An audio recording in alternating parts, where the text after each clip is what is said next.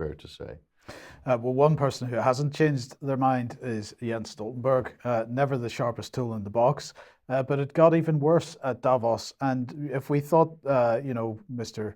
Gore was off his head there, really, there's some things to be said about Stoltenberg. Let's have a quick listen to what he said.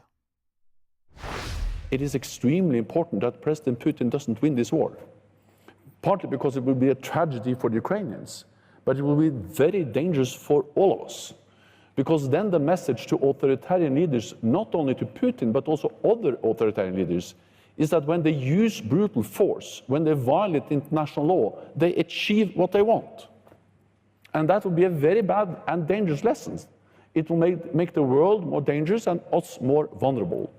And that's the reason why, if we want a negotiated peaceful solution to the war in Ukraine, we need to provide military support to Ukraine. That's the only way. Weapons, they are the way to peace. So let's just put on screen what he said at the end there. Weapons are the way to peace, Patrick. There you go. Weapons are the way to peace. And he doubled down on this, tweeting this out this morning. My message to the World Economic Forum: to achieve peace tomorrow, Ukraine needs more weapons today. So there we go. That's what we have to say. Now, in the meantime, if we move on to Ukraine and so on, the Ramstein event, conference, whatever you want to call it, 2023 is taking place. This is the 8th meeting that they've had, and the second that they've had since the beginning of the war. So here is our very own Defence Secretary, Ben Wallace, and also the Chief of the Defence Staff there behind, Admiral Sir Tony Radakin. So they've arrived at Ramstein Air Base for the 8th Defence Contact Group talks with what they describe as allies and partners about ongoing support for Ukraine and security issues. And this meeting is going to, as we say, of course, be talking about tanks, which we're going to come on to in a second. Now, yesterday, somebody else who's appearing at this meeting, of course, is Lloyd. But yesterday he was meeting the new German Defence Minister, who is called Boris Pistorius. Now, he's getting a bit of criticism at the moment because he likes the Russians quite a bit. But they were meeting yesterday because Lloyd Austin was there to try and put pressure on Germany to sort of release the brakes on the supply of tanks to Ukraine. He just became a defense minister of Germany. Just a couple of days ago, yes. Yes. The former... she resigned. She fled under pressure, I'm told. So that's interesting. So Germany's really important because obviously it's one of the leading EU countries. They're being kind of positioned to take maybe a bigger role in NATO. Right. Sort of, but not really. But so they're really putting a lot of pressure on Olaf Scholz that he needs to deliver the tanks, he needs to send more arms, do more for Zelensky, do more for Ukraine. And if he doesn't, it's a bad look for NATO and for Europe. So here's what the German Bundestag decided just yesterday, Mike. They've said no Leopard tanks for Zelensky. So the German parliament voted this down. This is big news. And what's even more interesting, Mike, is what was said on the floor of the German parliament after this vote. Let's take a look at that. So we have some footage here. So what was interesting is this particular parliamentarian here, he's basically citing World War II. He's saying that sending German tanks to a war against Russia and Ukraine, our grandfathers already tried this, and it failed miserably. Unspeakable suffering, millions of dead on both sides, and finally Russian tanks in Berlin. Foreign policy is not sending tanks, but it should be diplomacy, he says. And that's the opposite of the message that Jens Stoltenberg is sending there. So that's a big thing. So again, despite all the pressure, the public will isn't there. The politicians aren't into it. It seems like there's almost like the Germans are they're waking up from their slumber a little bit. The hype of Ukraine is fading. Reality is setting in. Economic reality, political reality. The politicians are feeling it, Mike, in Germany, I think.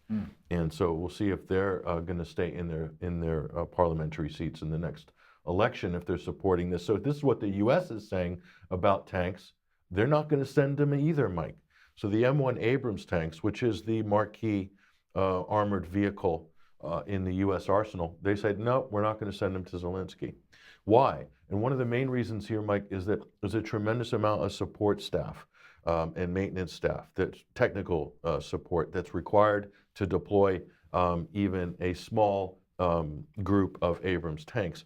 So what are you saying, that they're worried that the perception would be they're actually taking a direct role themselves and being drawn into direct conflict with Russia? Is that the concern? 100%. They will need more tanks because if the U.S. just gives a couple of Abrams tanks, let's say they gave some piddly amount like 14 or 12 or something like that, it'd be kind of a joke. But still, for 14 Abrams tanks, you'd have dozens of support technical staff. Right. To put a proper complement like what the Iraqi military had after U.S. occupation, it's a huge amount of staff required from that. And if the U.S. withdrew that staff, those tanks would not work. They'd be dead in the water. The Iraqi army found that out the week before ISIS invaded Mosul. The U.S. magically withdrew its support for the technical support for the Abrams tanks just a couple of weeks before ISIS appeared on the scene in July of 2014. That was an interesting coincidence, wasn't it? Yeah. But anyway, so what about Britain, Mike? What have they got to offer? I think they're going to be delivering 14. 14 up.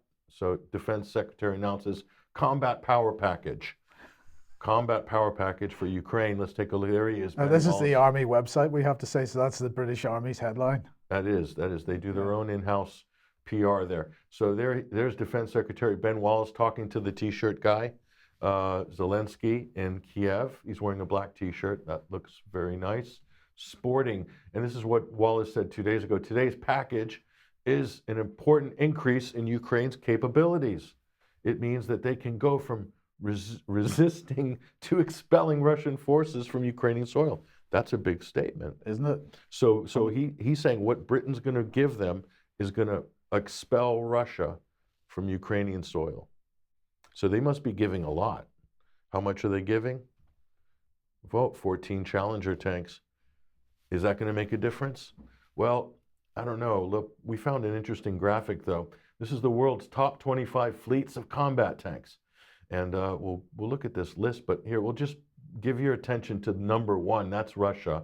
And how many have they got there? This is 2022 numbers here, Mike. 12,566 tanks. And we'll check Britain as well, see if we can find them in the top 25. Not there. Still, can't find Britain. Do you see Britain? No, Britain's not on that list. Britain's not in the top 25. Cuba's in the top 25. So Cuba's got, they've got 1,000 tanks. But there's Ukraine, Mike. There's Ukraine. 1,890 tanks next to Russia's 12,566. So add 14 to that, and you can see that's a massive upgrade for Ukraine in pushing Russia out. Now Ukraine has 1,000, how much is that? 1,904? Yeah. Is that right? Yes. So things are looking good for Kiev. Things are looking up after this new package, this power defense package.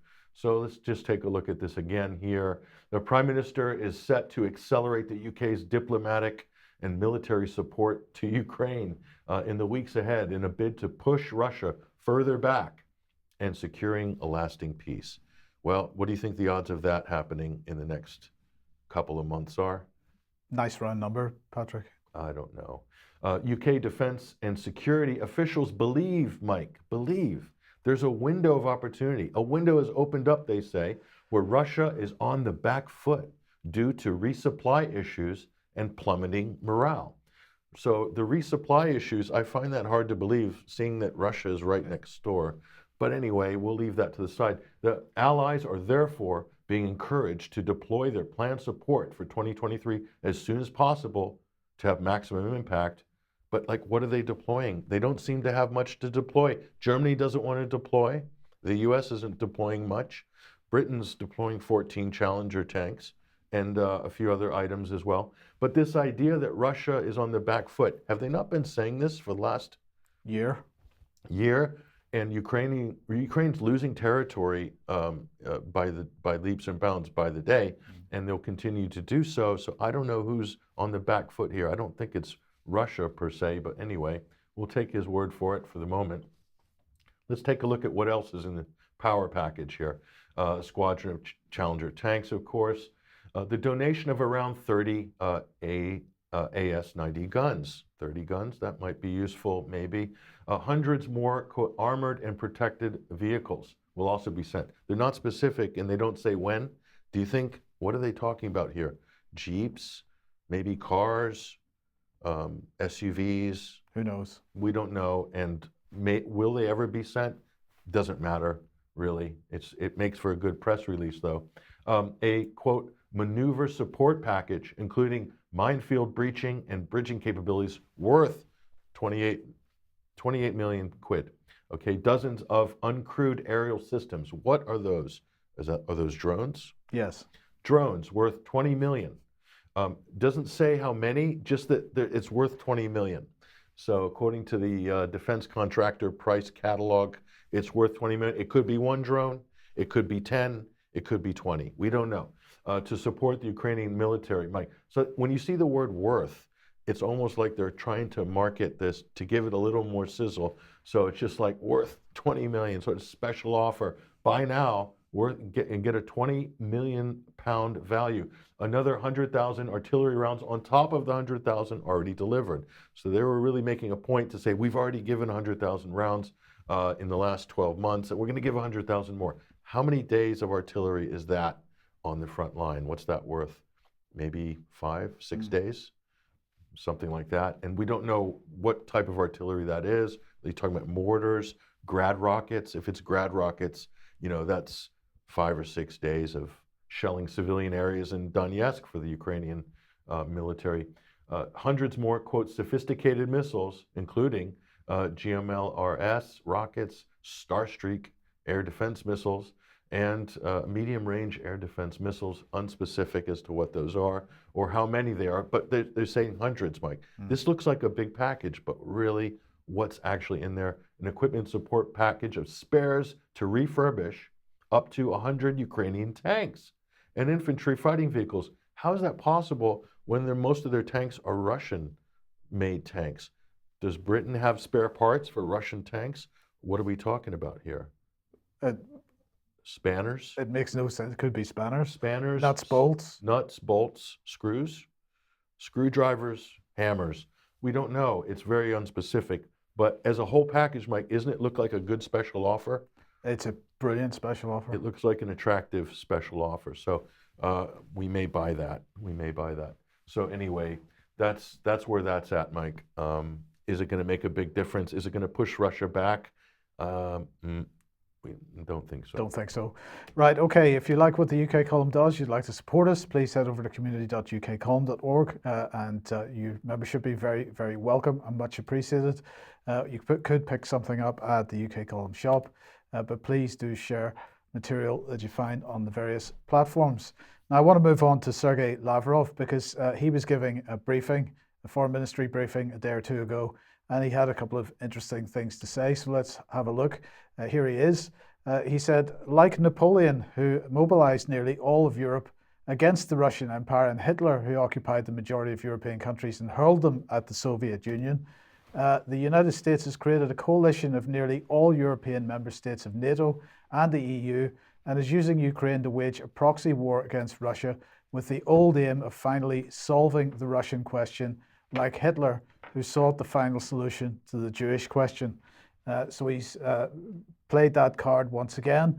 The signing of the joint declaration on EU-NATO cooperation on the 10th of January was the high point of this process, something that's been in the making for years. It states explicitly that the alliance and the EU's goal is to use all political, economic and military means in the interests of the Golden Billion. In the so-called Indo-Pacific region, the West is out to create bloc architecture against Russia and China. And he is really highlighting the fact in this that this is not just about what's going on in Europe. This is a global effort to start a global conflict. I think, very hard to criticize what he said, actually. No, go back to the Davos, the fractured world. So 2 systems, 2 reserve currencies, 2 military blocs, to AI, to internets, to international trade bodies or something like this. So this is what they're talking about. So they're doing everything they possibly can, the US, Britain, and NATO G7 countries, to create that bifurcated world. And yet they're saying it's going to be dangerous. It is the recipe for conflict. Yes. Because these are the conditions that led to world wars in the past, and they most certainly will this time. I think people are very naive to think that when you get into major competition for resources, finite, scarce resources, for the fourth industrial revolution, lithium, cobalt, Congo could become A hotbed. could become a new yes. Vietnam or a new Middle East, Yes. because that could become the new oil. That's exactly where this is heading. Yeah. Okay, so I think people are being very naive to not see this play out. And the other thing is, what's going to be fueling the electric car revolution, the electric grid that the West wants to change over all their fleets? It's fossil fuels. Right. So again, none of this makes sense in terms of what they're prescribing versus the reality. So these people are in a world of their own, and so Russia is being demonized and ostracized because it's one of the major providers of fossil fuels. They would need Russia for this major EV revolution because they still need to power their grids. Indeed. So let's move to France and Emmanuel Macron. So Macron did this really marquee interview here with the sort of one of the top Spanish journalists, Javier Cercas, and this is kind of, they really hyped this up in El País as a major interview. Now, so they clearly stroked Macron's ego enough to get him to talk somewhat unguarded, and he did say some very interesting things. The problem with Macron, Mike, is frustrating because he does pivot constantly. He flip-flops constantly. But let's look at what he said here, and it is interesting. Based on what Lavrov said and the conversations that we're talking about in Davos, here's what Macron says. The world is defined by the polarity between the US and China, and Europe has yet to decide whether it wants to become a vassal of one of the two or pursue the path of freedom and solidarity, says French President Emmanuel Macron. Macron has also insisted that Europe should be less dependent on NATO and pursue strategic autonomy from the US military bloc. I'm going to say easier said than done. Yes. It's more likely that Europe would break up. The EU would break up before NATO breaks up at the moment. That's what it looks like. So there's a Frexit movement that is kind of getting some steam in France.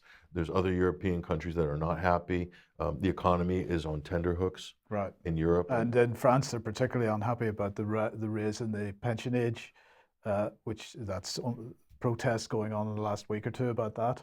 A big protest. Yes. Million-man march in France because they raised the pension age from 62 to 64. to 64. Yeah. So that'll get 1 million people out in the streets in France. I don't know about any other country, but probably not. But yeah, so you have declining living standards. Then if Macron comes in and tries to push another vaccine mandate or something like this, it's a powder keg that could explode. And there's a lot of people that just want out of the European Union, especially because of Ukraine as well. They feel like they're being sucked into it, not just via NATO, but they're being sucked in via Brussels. Yes.